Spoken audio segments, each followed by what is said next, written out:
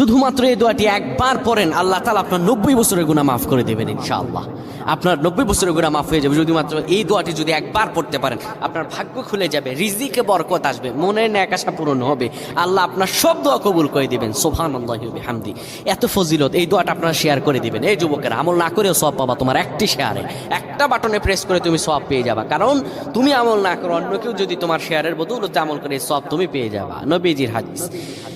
আমার ভাইয়েরা, আল্লাহর কাছে দোয়া করা, আল্লাহর কাছে দোয়া চাওয়া, এটি হলো মুমিনদের কাজ। আমার আল্লাহ বান্দাকে বলেন, বান্দারে উদউনি আস্তাজিব লাকুম, আমার কাছে চাও, আমার কাছে চাইলে আমি আল্লাহ তোমাকে দিয়ে দিব। কেউ যদি একবার এই দোয়াটি পড়তে পারে, দোয়াটি হলো রব্বি ইন্নী যালামতু নাফসি ফাগফিরলি। কেউ যদি এই দোয়াটা একবার পড়তে পারে, আমার আল্লাহ তাআলা তার 90